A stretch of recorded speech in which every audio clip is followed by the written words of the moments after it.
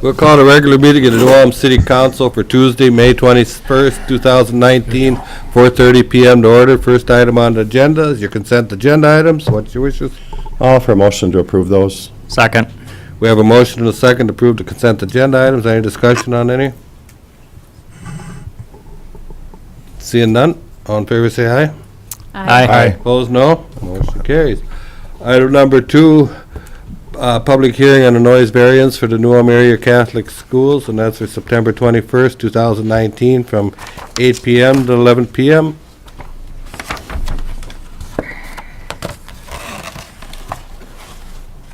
Anybody want to be heard on the public hearing? I did receive one phone call, but they had no objections, so. Okay. Nobody like to be heard? Entertain a motion to close public hearing? I'll offer the resolution to waive the reading and close the public hearing, and then offer the resolution to waive the reading to authorize the variance. Second. We got a motion and a second to offer the resolution, waive the reading. Any more discussion? Seeing none, Finance Director, please call the roll. Counselor Fisher? Yes. Counselor Mack? Yes. Counselor Schultz? Yes. Counselor Christian? Yes. President Schmitz? Yes, motion carries. Item 2.2, a public hearing on the proposed 2019 surface reconstruction project. Mr. Kaler. Thank you, Mr. President. This is the fourth and final project in the 2019 capital improvement plan, which was received in December of 2008, reviewed and approved by the City Council. This project consists of 12 blocks of surface constructed by the city forces, specifically the street department personnel. So we have 12 blocks. We've sent out notices to the affected property owners. I have not received any written comments with regard to this project. It's a public hearing. Anybody like to be heard on any of them? I would just like to make a... Could you step up to the mic? Give me your name and address just for the record. Sure. John Nelson, 801 South Broadway. This was kind of the first I've heard of this reconstruction project. I just have some general questions. Number one, how do you determine what streets are going to be resurfaced? Great question. Mr. Nelson, we have a pavement management system. We go around every year and rate 1/3 of the city. If we have cities in good condition, we just do normal maintenance such as seal coating and crack sealing and things of that nature. Things that fall into the reconstruct area, we schedule them either for surface reconstruct or for full reconstruct, depending upon if we need to do underground utilities and things of that nature. So these particular blocks fell into the surface reconstruct category. We've been doing this for probably 12 years. Okay. 'Cause I didn't think the street was that bad. However, that being said, you also don't want to get them in the condition that they require just a total tear out either. How did you come up with the cost to assessing to the property owners? The cost to assess the property owner was determined, or the methodology used to arrive at that was, we have a pretty good history of what it costs to reconstruct a general city street within the city of New Ulm, and we assign 60% of that cost as a reconstruction figure. And in the case of a surface reconstruct, since we're just doing the upper surface, we take 45% of that cost. So the 60% cost is $3,300, and we take the 45% of that for the surface reconstruct, because we don't do curb and gutter, sidewalk, and things of that nature. It comes out to $1,485 per parcel. And I did talk to you about Yes, the you did. cost, so I am aware of that. And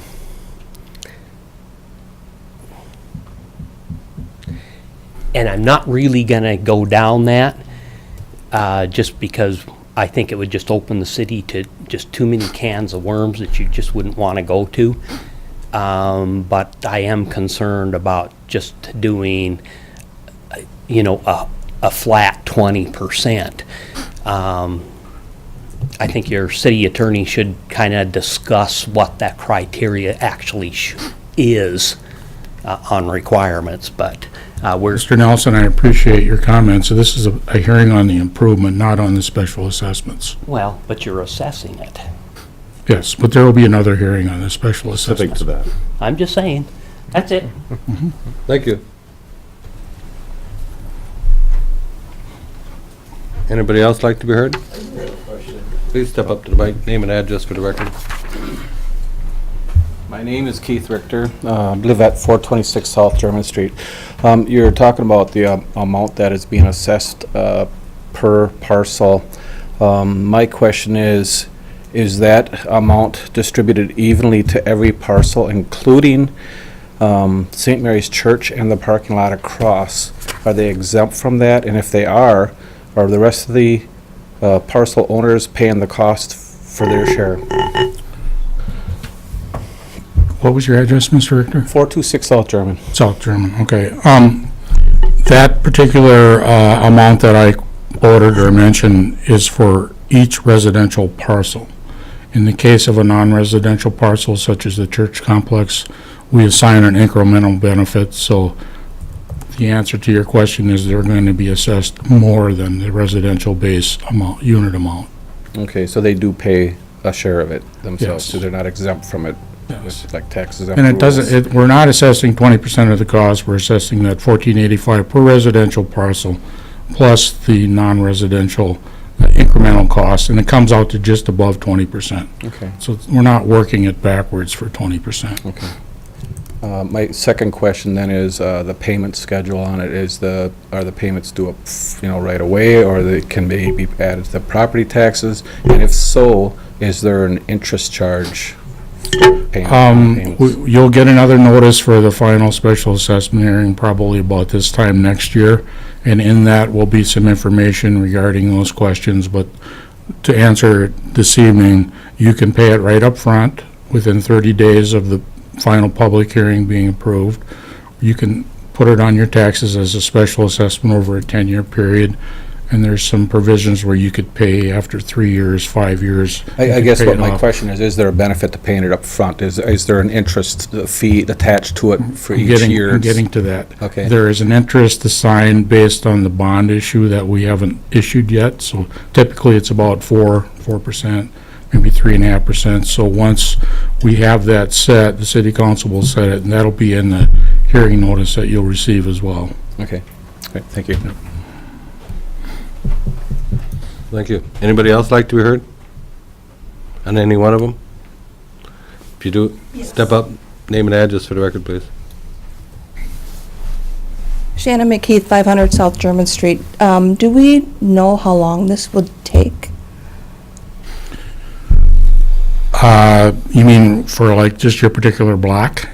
Yeah, like I need the parking for my Yeah, business. typically about a week, if the weather's decent. So only a The crews week. get in and they do the removals, and then they come in and pave it, so there'll be. So it's not taking up the whole, Correct. The whole project takes all summer, but we've got 12 blocks, so it's about 12, 15 weeks to do it all. About a week for a block. okay. Okay. Okay. Thank you. Anybody else?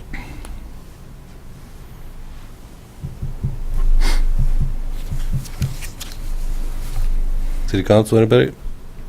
I'm not sure if Shannon got the right, because I'm even a little questioning. About a week to do the block in front of her residence. And then takes- she'll have tradition, with her business, she's going to have parking out front. If, That might be an yeah, I'm issue. not sure where her parking is, but she would also have the German Street side Yes, to park. yeah. But they just wouldn't be able to use it, so. German Street, yeah. Correct, while there's equipment running in and around, so, German Street is going to be fully accessible? Yep. yes. Okay. Construction season has begun. Anybody else like to be heard?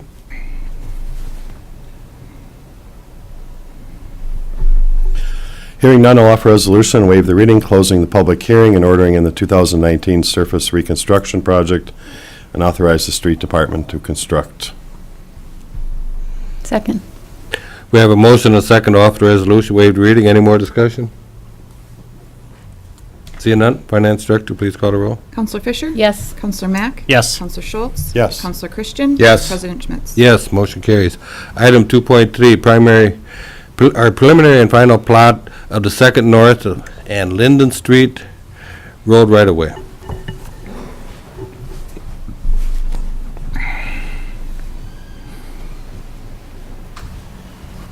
Dave Schnubert, Community Development Director. The Planning Commission considered this matter at their April 25th meeting and unanimously recommended approval. What we are doing is similar. It's a similar plat to the one that we approved for Cottonwood Street. You may remember we did that a couple months ago. The city purchased property in 1951 and 1939 for street purposes, but never specifically designated it for street purposes. And so it right now is just there with using the old legal descriptions.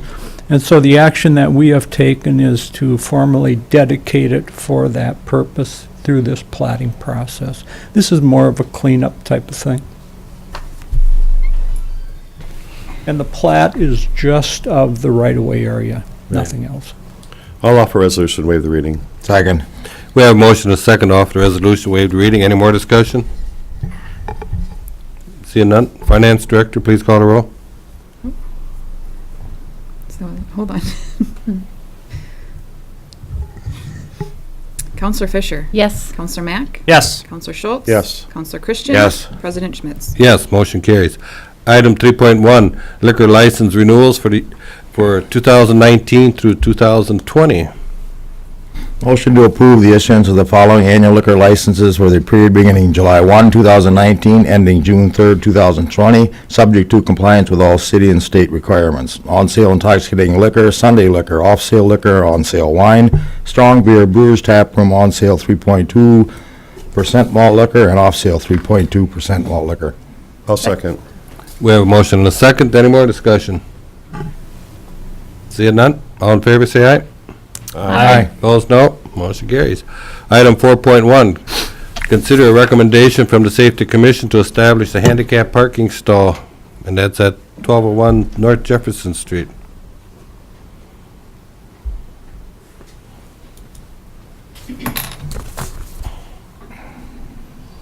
Taylor got something on that? Yeah, thank you, Mr. President. We received a request from a resident at 1201 North Jefferson Street to establish a handicap stall so that they could have access to the side of their home. Apparently this individual was in a tragic car accident and has to go to the hospital and things of that nature, and they were having difficulties parking at that location. We actually did it on a temporary basis through the police department, and now that the spring thaw is out, we would like or recommend that the city council order in this handicap stall, with the condition that it be removed when the parcel is sold or is no longer needed. There is a map that kind of shows where it is, and I've talked to the street department. It's no issue with installing the sign there. Thank you. With that, I'll offer a resolution, waive the reading. Second. We have a motion and a second to offer resolution, waive the reading. Any more discussion? Seeing none, Finance Director, please call the roll. Counselor Fisher? Yes. Counselor Mack? Yes. Counselor Schultz? Yes. Counselor Christian? Yes. President Schmitz? Yes, motion carries. Item 4.2, consider recommendation from the Safety Commission for a change in the alley traffic pattern, and that's on 200 feet of alley block 164 south. Mr. President, this alley is behind the new apartment complex on Minnesota Street, on South Minnesota, between 1st and 2nd South. Currently, the alley is a one-way, starting at 2nd South and going to the north. The configuration of the underground parking entrance at the back or at the alley doesn't work very well with the traffic coming from the south. In addition to that, there's a daycare provider on the south end, and the owner of the complex has requested that the city consider establishing two-way traffic on the northern portion, 200 feet. It's a wider pavement section and will accommodate this. It provides a better turning radius for access to the underground. And the Safety Commission recommended that it be established. Thank you. Question for the city engineer. I realize there's a daycare at the end of that alley. Is this more confusing, or do we just open the alley up for two-way traffic? Just a question. Yeah, the Safety Commission entertained that thought as well. I guess my recommendation was to just do the northern 200 feet because it's more open, it's a wider pavement. The south end is more confining, and the garages are right up to the alley, and we don't really want to push any more traffic down that way. Okay. If it doesn't work, we can always come back and consider changing it, but the owner is here if you have any questions for him as well. Have we had any, did we talk to the other neighbors on this alley, and do they have any concerns? We have not talked to any of the neighbors, perhaps the building owner, the developer has, I don't know. Have you? Come on up, Mr. Kraft.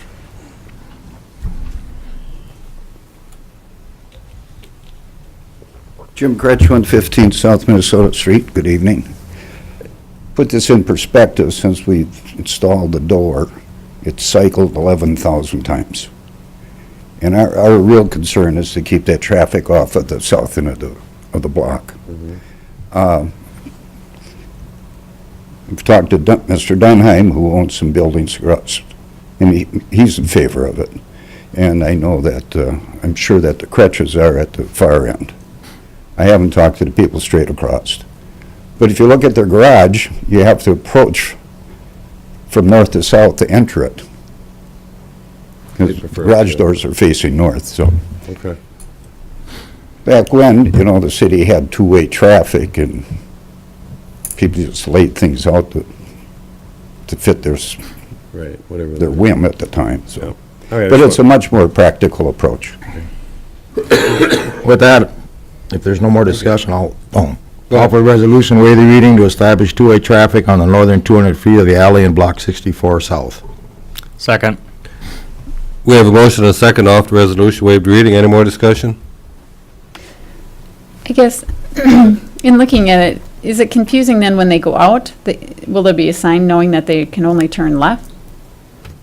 Coming Yes. out of that Exiting garage? the Exiting garage, the you have to garage, turn left. You have to turn left.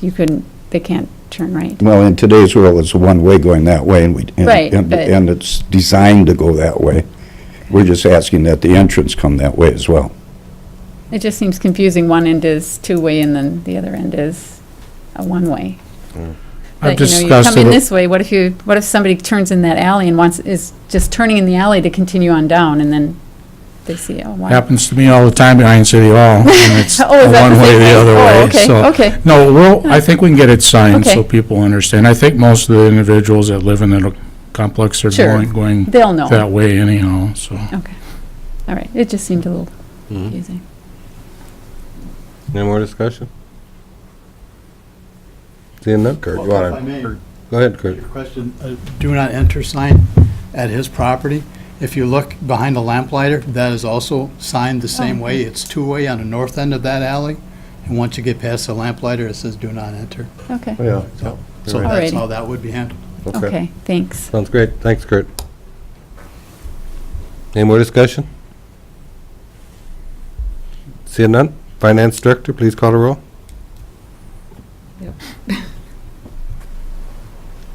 Counselor Fisher? Yes. Counselor Mack? Yes. Counselor Schultz? Yes. Counselor Christian? Yes. President Schmitz? Yes, motion carries. Thank you. Thank you, Jim. Item 5.1, Downtown Holiday Garland.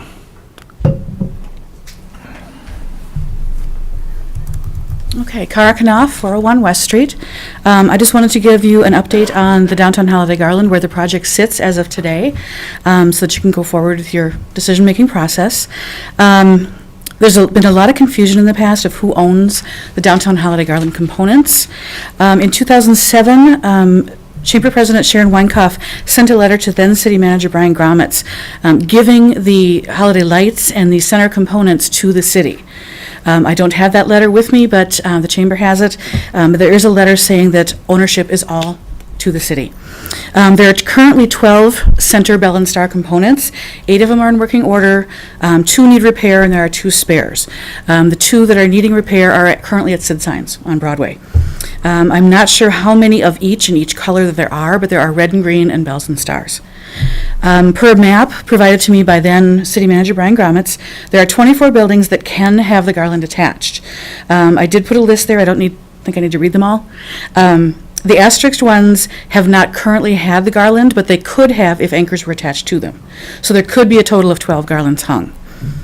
In 2017, 7 garlands were hung, and in 2018, 8 garlands were hung. Like I said, the businesses asterisked could have them, but did not. There were going to be 9, but one of the business owners missed the deadline for signing up. So last year, we could have had 9. The Bell and Star centers are stored at the electric department in the off-season, and the street department installs and removes the garland on an in-kind basis. The PUC in the past has paid $2,000 toward the fresh garland each year. The Chamber requests the bids for the garland, and it has been Hacker's Nursery for the past several years, and has paid the difference not covered by the PUC, which can range between $1,000 to $1,500. Sid Signs on Broadway, as I said, they have the templates for the bells and stars, and they can repair them or make replacements or additional ones for about $200 each. So if the city would want to make more, that is very possible. After removal this year, as a side note, the street department brought the 2 needing repair to Sid Signs and asked them to fix them and bill the Chamber, but that bill should have gone to the city. After a fire on the roof of now Kemsky's, it was Riverbend Business Products, back in 2016, conversation began about the safety of the decorations and who is liable in the event of an accident. Brian Gromitz hosted a meeting for interested building owners and residents, explaining the city wants the decorations to continue, but safety and liability issues needed to be addressed if the tradition was to continue. At the time, I was employed by the Chamber of Commerce, and the project was tasked to me, and I brought it to the Downtown Action Team, a committee of the Chamber. We formed a subcommittee to examine the issues, make recommendations on how to proceed on the garland. Several meetings were held between Chamber staff, city officials, business and building owners. It was requested by the city that each building wanting to participate should have their building inspected by a structural engineer to determine if the building is stable enough to support the weight of the garland. The cost of the building repair is determined during the structural inspections to be the responsibility of the building owners, which could be thousands of dollars, it could be $2,000, it could be $10,000. Don't know until the inspections happen. 2 firms were contacted for estimates. The total cost of the inspection was estimated at about $100,000, give or take 20%. Don't know. The money was not allocated in the 2018 or 19 city budget. Discussions were held to determine how the inspections should be funded.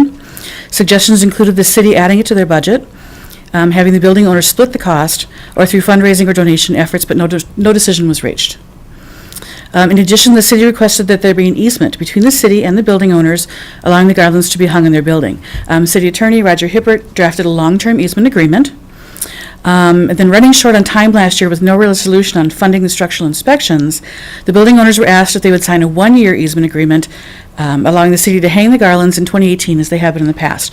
Roger drafted that 1-year easement, and we agreed that the mini-year agreement would be revisited in 2019. You'd originally talked about a 40-year easement agreement. 18 building owners were asked to sign the 1-year agreement created by Roger. 17 did so. As I said, 1 just missed the deadline, resulting in 8 garlands being hung. So the issues needing to be resolved are if the building owners previously involved wish to continue participating, if the building owners who can but haven't previously participated wish to do so, how will the structural inspections be funded? Does the city want to continue the tradition of the downtown holiday garland, or should the garland be replaced with new holiday decorations, which is a whole other issue? If so, how will they be funded? Or does the city choose not to manage the holiday decorations and pass ownership and responsibility to a group or individual? So that's where the project stands at this point. Thank you. I guess this is I don't know how far we can go with it. It's a presentation is all it is. We don't have no action that we can actually take on this item. But we really need to make some decisions in the short future because even making decisions now, I don't know what can happen for Christmas coming next year, because, I mean, June, July are right around the corner. I'm going to agree with that statement. I'll actually be the one requesting it on the next council agenda, yea or nay. This council's got to move their feet, make a decision. What are we going to do? Fund this, not fund it, go a different route? Right. I just wanted to make sure you had the information Yep. as far as I knew it. Oh, thank you, Okay. appreciate that. Okay, thank you. And if you're available, it'd be great if you could come back to the next meeting in case we have questions for you, because this has been your project, and I know you're doing this as a volunteer, and it's very much appreciated, because you are kind of our answer person for this project, so thank you for coming tonight as well. But you're right, we have to make a decision, we have to. I'm thinking we're probably, well, we're not supposed to really talk about it, Right, so let's, next meeting. next Okay. meeting, we got to make a decision. Old business, 6.1, consider award a contract for 2019 North Highland Avenue Improvement Project. Mr. Gaylor? Thank you, Mr. President. City staff, authorized city staff received one bid on the 2019 North Highland Avenue Improvement Project, which is a roundabout at Oak Street. We opened them on Wednesday, May 15th. MR Paving was the lone bidder at $336,517.32, which was approximately $1,500 above the engineer's estimate. The project has no local cost share and will be funded by MSAS state funds, which is gas tax monies. Tabulating the bids, we found it to be correct. There's a contract award letter recommending award from the consultant engineer, and you also have a bid abstract attached. We would recommend approval and award of contract. Thank you. Your ward, you want to do it, or you want me to? It's my ward. I'll offer a motion to award the contract to M&R Paving, the amount of $336,517.32. Second. We have a motion and a second to award the contract to M&R Paving. Any more discussion? Seeing none, all in favor say aye. Aye. Opposed, no. Motion carries. Item 6.2, award bid for the Recreation Center Boiler Replacement Project. Tom Schmetz. President Schmitz and councilors, we recently opened the bids for the Recreation Center Boiler Replacement Project, and it was a very good bid opening. You see in your action form that our consulting engineer is recommending we move forward and award the project to Schwickerts of Mankato at a significant figure less than the budgeted dollar amount. Thank you. It is a lot better price than what we anticipated, so I guess it's time to go forward.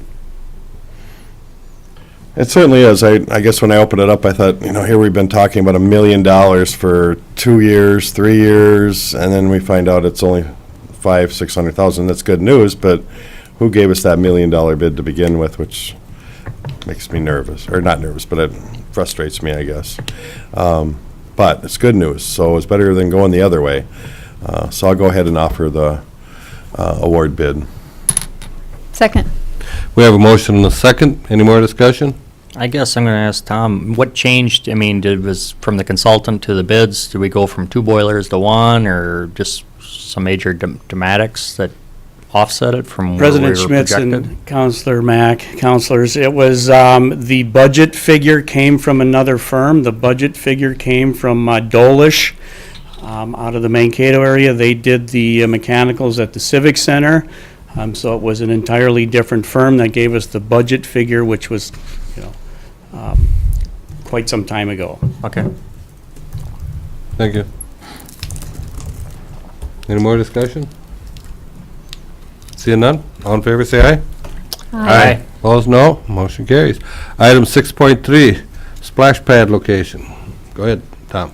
Thank you, President Schmitz and councilors. Back on April 16th, you directed staff to prepare a more comprehensive review and study of the splash pad project. And I'd like to go over some of those documents with you now. You have a spreadsheet in the packet, and I delivered hard copies for you, a little bit easier to see on the 11 by 17 instead of the iPads. In that spreadsheet, we analyzed parking, not only off-street parking, but on-street parking with total parking counts. We also got the traffic counts, where there are traffic counts, from the engineering department. Thank you very much, engineering department.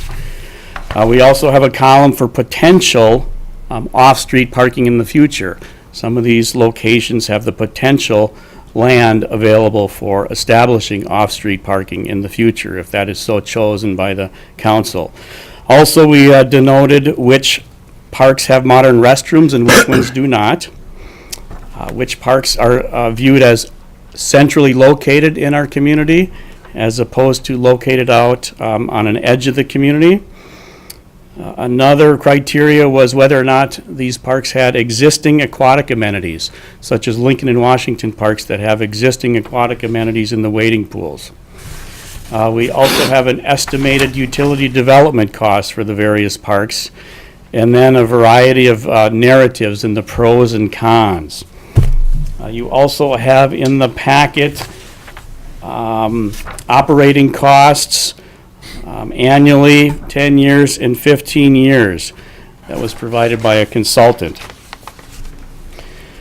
So there's a lot of information here. I would like to just point out a couple of items that came in just yesterday and are not included in the packet.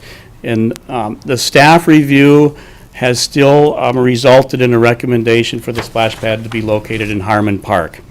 So I've got a few more tidbits of information related to that. There are two intersections on Garden Street, First North and Second North.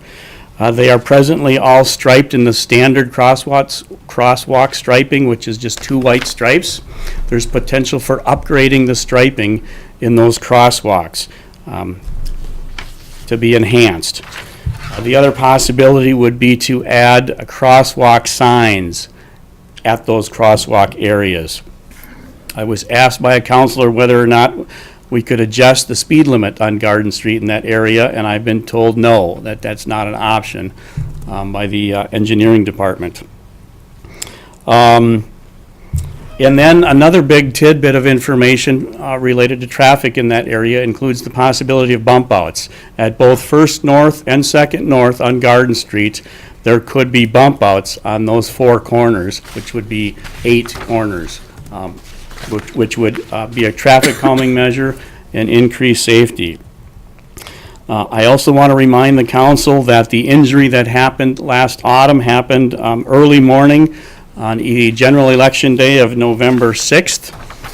The splash pad would only operate June, July, and August. And my understanding is that voting is not planned to take place at the Harmon Park Shelter anymore either. So that's some information I wanted to present with you in hopes of getting a final decision from the council today. And one comment I still want to make, I actually met with the park director this morning, half hour, 45 minutes. We discussed all the issues, and I did bring up to him, the one thing still making me nervous is those traffic counts. It's the second highest, but again, Herman Heights Park is Center Street, which is still connected to this park. If we decide to do that, I foresee these traffic counts are going to go up. It's been discussed, that intersection, the rec center will be up and running, hopefully 2 to 3 years. If we go that route, I hope we're not making one big mistake. Busiest intersection in the city, besides Broadway, excuse me. I guess I'll be honest. I didn't talk to you, Tom. I know you emailed me and stuff, but I still do not support Garden Street down there in Harmon Park. For one thing, reading through the things that you list here, you got in here that, okay, at First and Second North, we can put in bump outs. Dollars. Everything in here is going to cost us more money by putting it down there.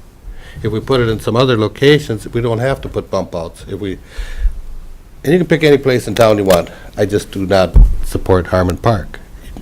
I guess my personal opinion would be German Park, even though you stated in here many reasons why not. And I guess every one of us on the city council got the same email today. Nobody ever said that was a senior park. The parks are for everybody. And I personally think it ought to go German Park. German Park, I go by there almost on a daily basis. And there isn't no traffic, you don't have ball teams there, you don't have anything else, and it'd be a good place. That little interference that you're gonna get because of entertainment down there, whatever, these young kids running through a splash pad is not gonna make any difference. I just don't believe it. So I'll just tell you right out, I will not support Harmon. Tom, one of my constituents talked about another option for slowing traffic down there is removing some of the programs down there at that location. You know, in the summer you have the kids T-ball and some of those sports could, and I don't know the answer to this, could some of those programs be moved to some of our other unused baseball parks? I don't know, I'm just, like, we took T-ball out of there in the summer when it's really crazy busy and moved that to North Park or wherever. That would obviously slow the traffic down because there wouldn't be as many people coming through there, or parents dropping off kids. Correct. Many of our youth summer activities are programmed at Harmon Park because of the nice shelter building in case of inclement weather. It's air conditioned. There's room in there for storage for all the equipment. You know, in the past, and our day camp programs take place there. You know, our staff headquarters is across the street to the south at the recreation center where our staff checks in and out on duty shifts. So it's in with walking distance of, you know, the rec center, and that's where we have our day camp programs, and yes, T-ball and so on. You know, we have some, you know, in the summer when it's hot and humid, we have some aquatic components and elements that we try to get the kids cooled off with at the day camps. And we've even tried a sprinkler, you know, the backyard sprinkler hose. You know, a little plastic swimming pool, a little tarp for a slip and slide. And adding the splash pad will increase the programming capability of those youth day camps and the youth programs over there. Yes. I have one other question for you, Tom. Forgot this one this morning when I left. What's your second choice? What's the park department's second choice? You know, I think that given the fact that restrooms, you know, and shelter is probably quite important, you know, that limits it to the parks that have restrooms, including German and North. I certainly would not support Lincoln and Washington because of their existing aquatic amenities. So it's German and North, basically. You know, as far as German Park, you know, there was a lot of discussion last time about music, Monday night concerts, and I had a coworker come in my office this morning and said, what 2-year-old is going to be in a splash pad out at 7 o'clock at night? They're going to be getting ready for bed. And that's kind of that age range that's going to be hitting a lot of those splash pads, is that younger group like that. So I don't know if it's going to be as much of an issue as some of us were originally thinking. Yeah. I think one of the biggest conflicts, if not the biggest, will be weddings. Saturday, Sunday afternoon, you know, Saturday afternoon weddings. But there again, they're renting the facility. They ain't renting that park. That park is for everybody. If I want to walk down there with my grandkids and there's a wedding, I'm entitled to do that. Correct. The shelters are what they're renting. And I think when they rent it, they know that. Yes, the playground, the newly improved playground has brought more youth to that park. Adding a splash pad next to the playground will further increase the youth activity. Oh, yeah. But I don't think that should be a barrier. And what decision we make is because of weddings and stuff. Do people know it? I don't, and it's going to be a long ways away. I mean, it's not even going to be close to where the shelters are and stuff. Mm-hmm. President Schmitz and councilors, I'm just providing you with information. Well, no, I'm just saying, yeah. Yep. I will support your decision, whatever it be, whatever. I try to keep in mind, too, what our donor said in donating this, is that she wanted it central to our community, so all kids could have, many kids as possible could have access to this. That was real critical to her, that it not be on the, so that would take out North Park to me, because she wanted it centralized. You know, so I think we're looking for an alternative. It probably is German. You know, Herman Heights is another, maybe those three, North, German, and Herman, because Herman has a restroom.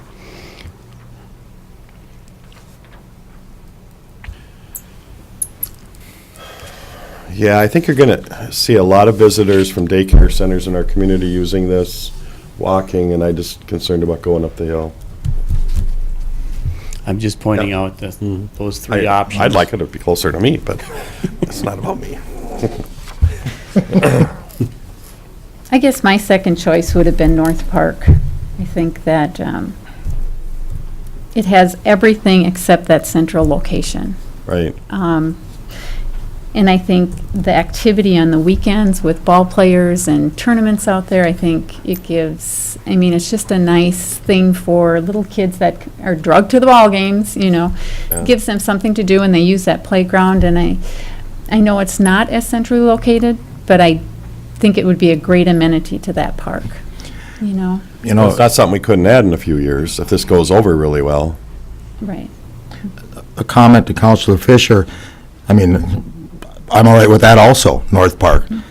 The one comment to make is hopefully we continue to grow. If all of our growth so far has been to that direction, I mean, I'm hoping in 10, 20 years, we have another 200, 300 homes out there and some businesses. I would support that one also. German or North Park.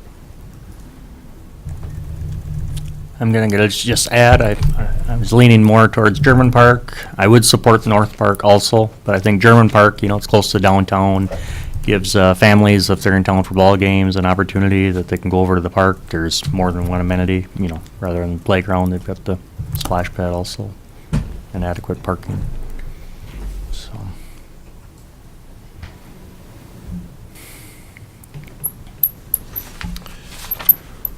Well, should we make a motion? Well, Anybody I'm else? I'm going to make a motion to place that splash pad at North Park. Do we have a second? I'll second it. We have a motion and a second. Any more discussion? I'm not going to support that primarily because this donor, who is very wonderful in writing a check that large to pay for this, is not what she wants. And I don't think, can we justify it? Yeah, but we do have another option of German Park. So,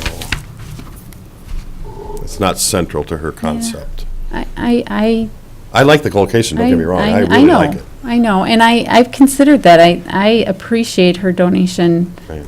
immensely, and I think it'll be a great addition to our community.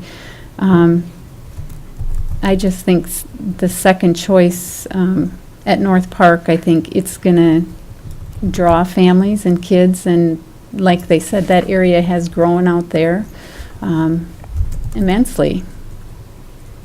I see that she wants it central, but I think German Park, it's a different style of park.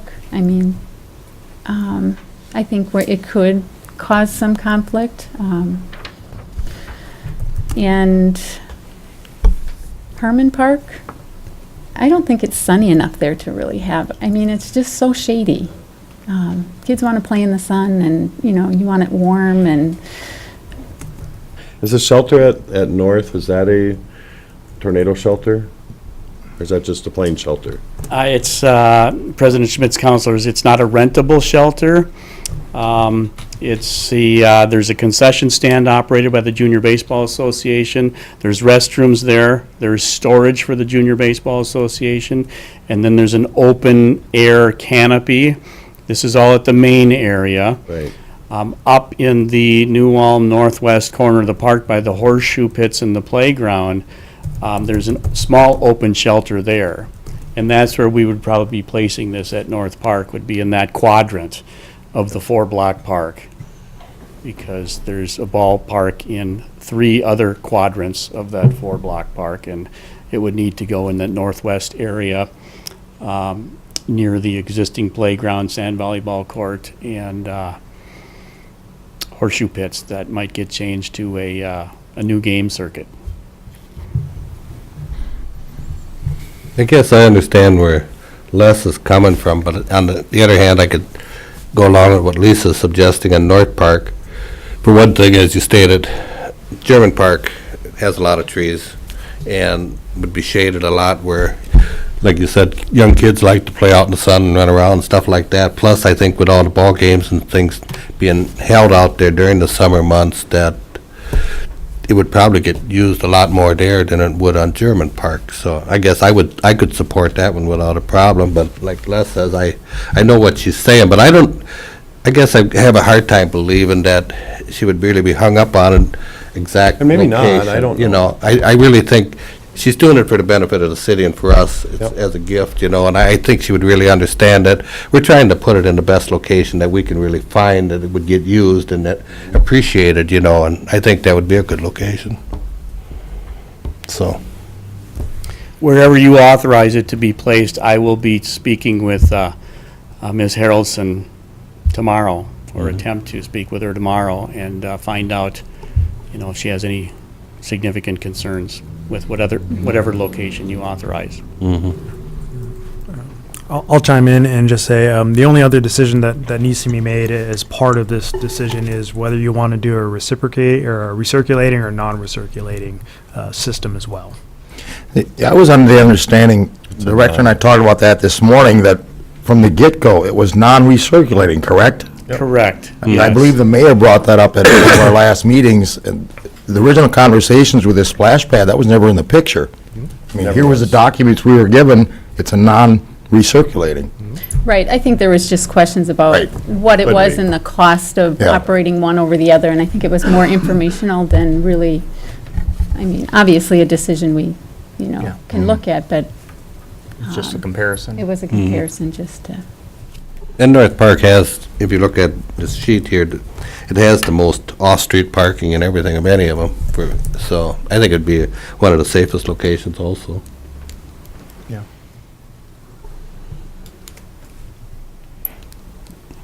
So, anyway, we do have a motion and a second. Any more discussion?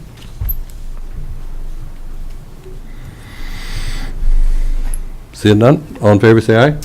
Aye. Aye. Opposed, no? All, motion carries. Thank you. Tom? And then you are authorizing the non-recirculating? Correct. I believe so, Yes. yes. Yes, okay. Thank you very much.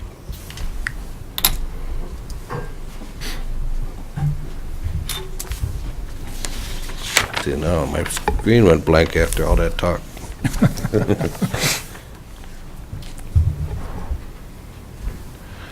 There we go. New business, continuation of a local performance measurement survey. Yeah, so this is just asking for a resolution to continue with the local performance measure survey that we do every year. I think it's a good tool for us to use and see how we're doing over the course of a year, so we can make adjustments if necessary. So really, we're just asking to continue this survey. I'll offer a motion to approve that. Second.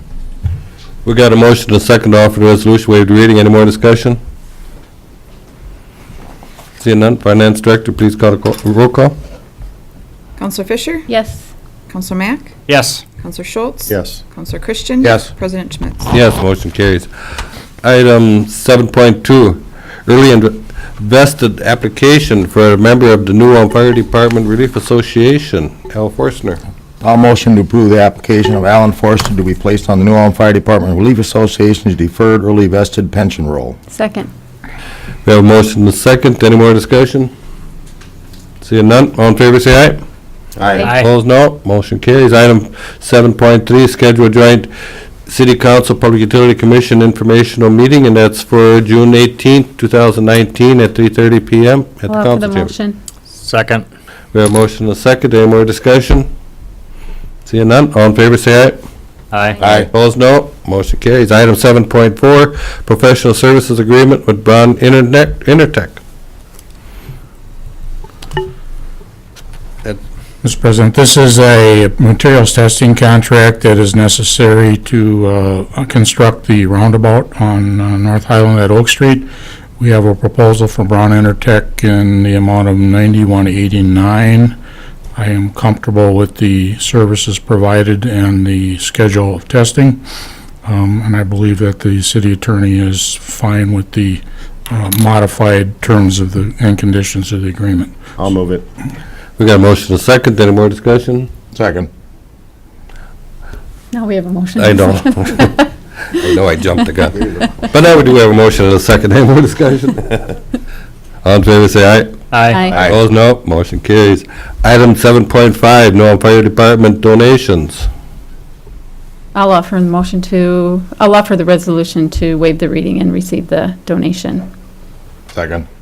We have a motion, a second, to offer resolution, waived reading, accepting a donation of $38.80. All in favor, any more discussion? See none, Finance Director, please call the roll. Counselor Fisher? Yes. Counselor Mack? Yes. Counselor Schultz? Yes. Counselor Christian? Yes. President Schmitz? Yes, motion carries. Item 7.6, Police Department donations. I'll offer the resolution to waive the reading accepting the monetary donations from the following. Laraway Roofing in the amount of $25, Saratoga Club of New Ulm, $150 Second. for the bicycle helmet program. We have a motion and a second to offer the resolution, waived reading. Any more discussion? Seeing none, Finance Director, please call the roll. Counselor Fisher? Yes. Counselor Mack? Yes. Counselor Schultz? Yes. Counselor Christian? Yes. President Schmitz? Yes, motion carries. Item 7.7, offer the DNR hangar lease agreement.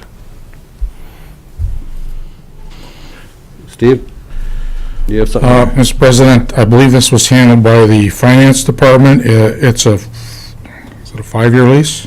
Yeah, it's usually 5 years. 5-year lease, and I know Beth went back and forth with them. I think they increased the annual fee by about 3%, which is typically what we've been doing over the years. There was some difficulty in retracing the original lease because there was several amendments, but I think that's been accomplished.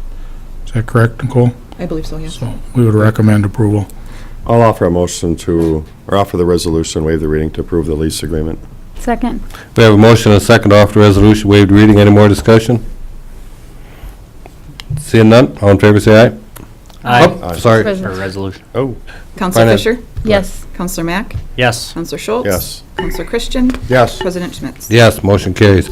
Item 7.8, consider a loan from the EDA to the TIF H5 Milford Heights Phase 1 Fund, 365.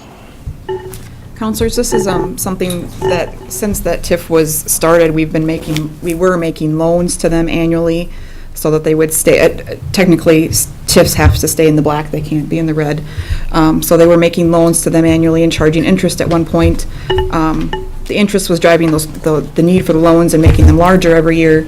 So in 2017, the EDA forgave all of those loans. It was $526,000. But at this point, the fund is still running negative. They're not getting enough TIF dollars in to cover their costs, which is the original assessments really is what the continued cost is. The assessment, the TIF revenue has increased over the years, and the amount of the loan is decreasing as we go. The last loan was made in 2017 for $60,000. And then this, for 2018, we need just a little over $1,025. And then the next request too is for a 2019 loan of around $24,000. And it should go down each year as we go through the next couple of years before the assessments are paid. Thank you. Any other comments? I'll offer the resolution, waive the reading approving the transfer of funds. Second. We got a motion and a second to offer the resolution, waived reading. Any more discussion? Seeing none, Finance Director, please call the roll. Counselor Fisher? Yes. Counselor Mack? Yes. Counselor Schultz? Yes. Counselor Christian? Yes. President Schmitz? Yes, motion carries. Item 7.9, consider a loan from the EDA to the TIF 5 Milford Heights Phase 1 Fund, 365. I'll offer the resolution, waive the reading. Second. We got a motion and a second, and that's for the amount of $1,025. Any more discussion? Seeing none? Finance Director, please call the roll. Counselor Fisher? Yes. Counselor Mack? Yes. Counselor Schultz? Yes. Counselor Christian? Yes. President Schmitz? Yes, motion carried. Item 7.10, grant application for the third criminal investigator for the police department. Roger. Or Dave.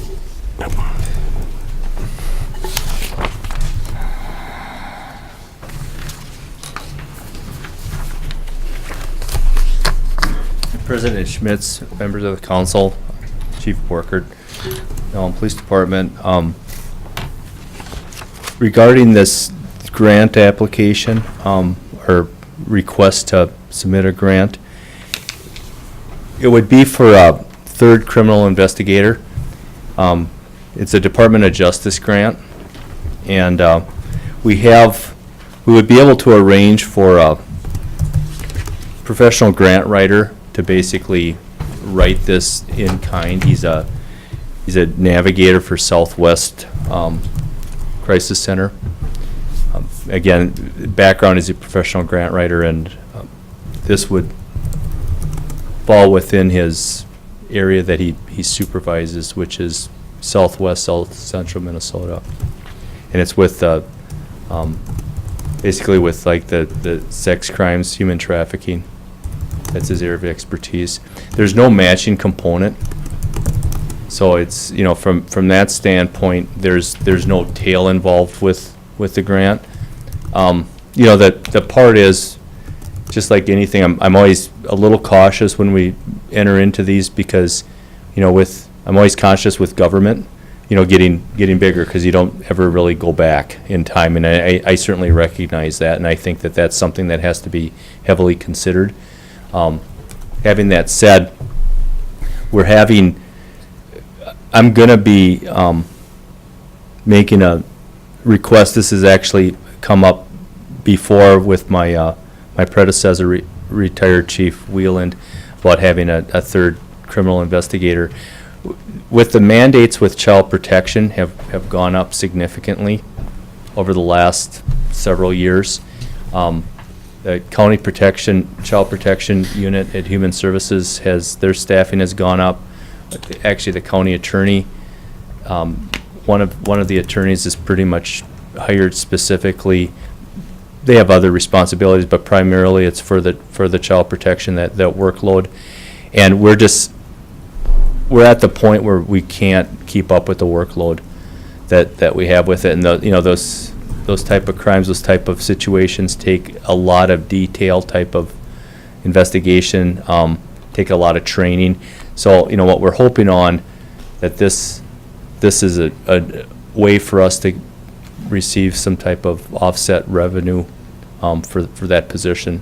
Having that said, I have intention, or I believe that this would be a permanent position. I mean, I say that going forward, although the grant wouldn't require that. After 3 years, we could say, you know, not enough work, we've analyzed it, and there would be no obligation. We could certainly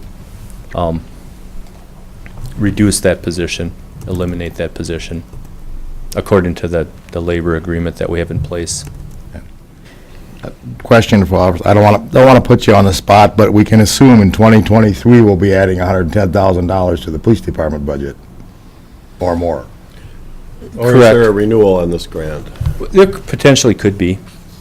I mean, it doesn't say anything about that, but these grants, you know, these type of, you know, it's always kind of hard to follow what the federal trends are. We're seeing more and more of this. We're somewhat unique regarding this because you have to have an established sex trafficking task force for 3 years or more. We do. We have one in place, and we've been part of that for, you know, 3 years. And then we can't have received any state or federal funding in 2019, and we didn't. We had tried for a grant, and we didn't receive it. So, you know, all of these things, you know, they're competitive in nature, but I think we'd look pretty good, at least on paper, at least initially. And then I would comment that actually it would be, because we're looking at putting the position forward for this budget, so actually it would only be a $55,000 increase if it was 110, because we budget half the position for these 3 years, and then the grant would cover the other half potentially of that salary. So in 3 years, it's only a $55,000 increase, not that whole 110. So the grant helps soften that blow in stretching it out. So the budgetary issues, there is an issue, like next year, we would be looking at a 55, Potentially, yes. potentially. Yeah. So they're looking at funding half of the position, because the sex trafficking, we wouldn't have enough work for a full-time position, or could it be a full-time position? I suppose it could be, but you know, I mean, I'm looking at it from an administrative standpoint. I'm looking at it, this is a revenue source for us. At the same time, and we'll certainly comply. You know, there's no like actual hourly requirement regarding the grant, like we don't have to, you know, as far as the auditing purposes, but what they're looking at is, are our programs sound? Are we actually doing, you know, when they talk about the enforcement measures and things? I know we've done in the past on some of these is we approve them contingent on grant funding and then decide differently if we want to at the end of the grant period. So, I definitely think that we should probably pursue $340,000 if we can get it, and then decide then how we might allocate that position. Mr. President? Yes. The matter is just for the, Right. approving the application for the Right. grant. We haven't got it. Right. we gotta get it first. Yeah, we got to get it first, and then if we get it. I'll then- approve submission of the grant. Second. We got a motion and a second. Any more discussion? Good luck. Yeah. Seeing none, all in favor, say aye. Aye. Aye. Opposed, no. Motion carries. Thank you. As they said, good luck. And with no more business at the meeting, adjourned. 5 minutes.